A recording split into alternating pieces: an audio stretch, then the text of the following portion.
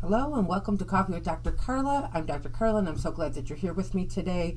My goal today is to talk about some mental health related issues, and of course we need to continue to work at eliminating the stigmas that surround them.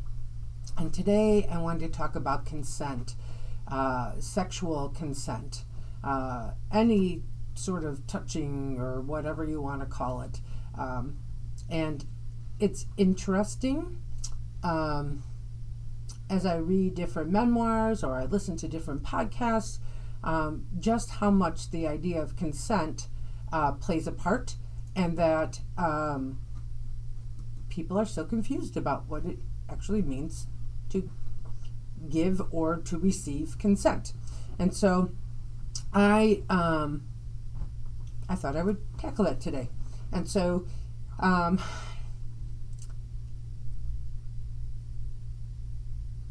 before I even begin, there is a fantastic video out. And if you Google drinking tea and consent, you will find it. You won't have to wonder, is this it? There's only one that's going to come up. Some with strong language, some without strong language. But it is the best way I've ever seen consent explained. And so basically the gist is, today I ask you, would you like some tea? And you say yes. And so I go and make you a cup of tea, but then I come back and you're like, yeah, I'm not interested in tea. So I say, okay, right? I don't try to shove it down your throat. I don't yell at you. I don't hold you hostage and force you to drink it because you told me yes, right?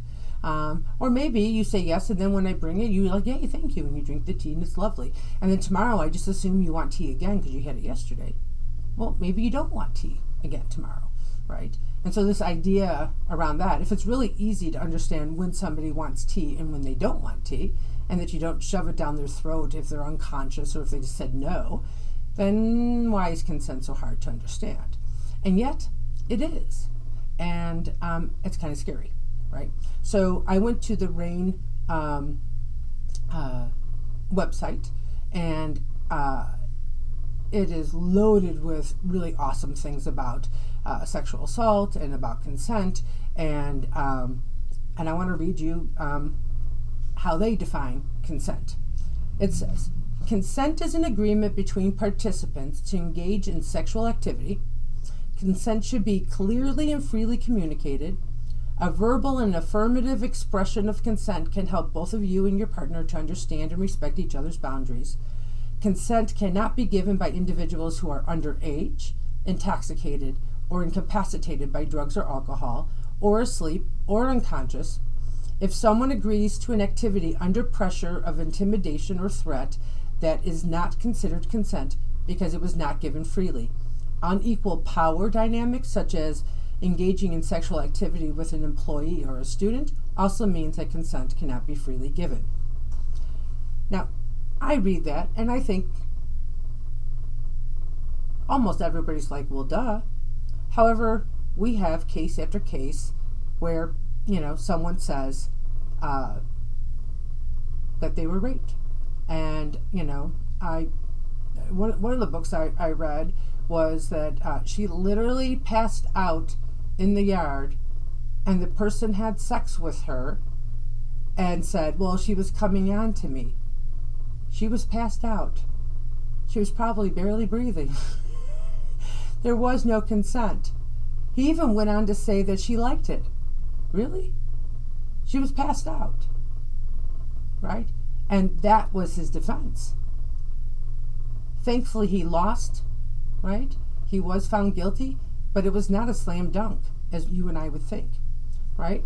And so I think the other part that happens is that I often hear about people giving in, right?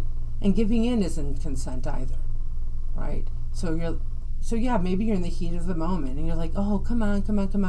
And finally, after saying no 5 times, you're like, okay, whatever. That's still not consent. That's still legally rape. I have people say, well, it's my boyfriend or it's my husband. consent is implied. Consent is never implied, right? So some of the things that we need to keep in mind is that we can change our mind at any time. Not just women, but men too, right? Men think that they can't be raped, but they can. They can, right? Anytime there's coercion or force or, think about it. If that particular man thinks that if he doesn't have sex with this person, that something bad would happen, they would lose their job, something would be revealed to his family, that's still rape, right? That's not consent.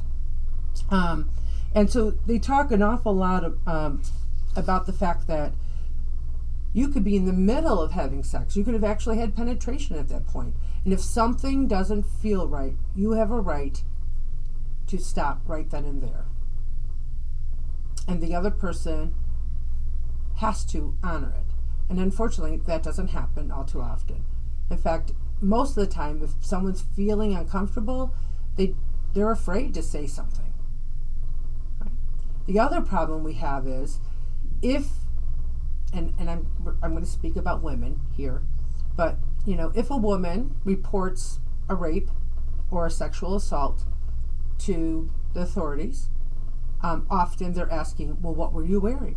Were you out drinking? Why would you be alone in that area? What did you do to cause that other person to go astray? Right? And that's problematic. And what's interesting is that mentality is perpetuated everywhere. And I'll give you a perfect example. In our school system, we have dress codes, right? Why do we have dress codes? Well, because we don't want people to be inappropriate how they dress. We want there to be some sort of consistency in what's appropriate and what's not appropriate. So, interestingly enough, girls cannot wear tank tops in most schools. Most dress codes don't allow tank tops, right? Whether it's a spaghetti strap or a thicker strap, some schools will acknowledge the thicker straps. But for the most part, there's many schools that won't allow a tank top for girls or young women. And when you ask the school boards why this particular piece is in their dress code, their answer is, it's not fair to the boys to continually sexually tempt them. Okay, that's really sad. And that mentality is what continues on when we start to get into sexual things, right? These poor boys can't concentrate on their math because the girl's wearing a tank top, right? So we've taken any control that they might have away from them. You poor things, you're not able to control yourselves. All this is out of your control. And that's the defense they try to use when they have sex without consent and are brought up on charges.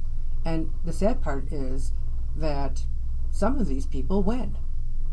It's a really pathetic thing. Rand goes so far as to define something called enthusiastic consent. And so it's a newer model that they talk about, and they say that enthusiastic consent means looking for the presence of a yes rather than the absence of a no, right? And so it can be expressed verbally or through nonverbal cues, right? But these cues are not the only thing. So what they're basically talking about is going over the top, right? So enthusiastic consent could be like asking permission before you change the type or the degree of sexual activity. So maybe you started off by just kissing and now you want to touch other places. Hey, is it okay if I touch you here? Right? And then maybe later on, hey, is it okay if we do this? Right? Confirming that there's interest by both parties in doing whatever it is. Right? Letting your partner know that it's okay to stop whenever they want to stop. Continue, at various points, hey, is this still okay? Are you still enjoying this? Because just because you think we're enjoying it doesn't mean we are. Unfortunately, women have been trained through society to fake having a good time.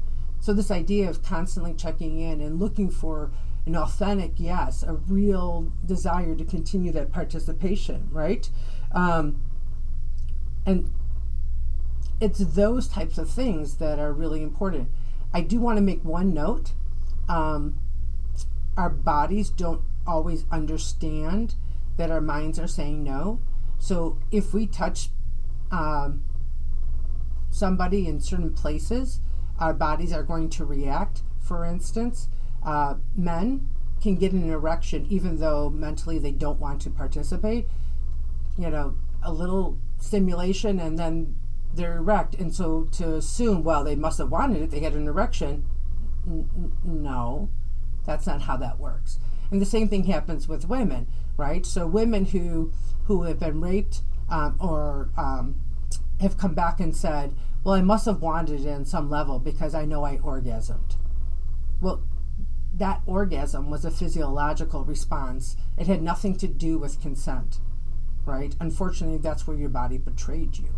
And so I think it's really important that if you're sexually active, of course, whether it's a new partner or a current partner or your husband and you've been together for 25, 50 years, consent still matters all along the way, right? Be respectful of each other both ways, regardless of which spouse it is. But if you've been a victim of sexual assault or rape in the past and you're, beating yourself up thinking that maybe you didn't say no loud enough, I want to tell you that you didn't do anything wrong, right? You didn't do anything wrong, and you don't have to live with all this shame that's been thrown on you. And so I encourage you to get some help so that you can sort some of that out and realize where the finger needs to be pointed, which is not at you. So remember, you can change your thoughts, discover your potential, and transform your life by focusing on your overall well-being. So until next time, keep working on being the best you possible.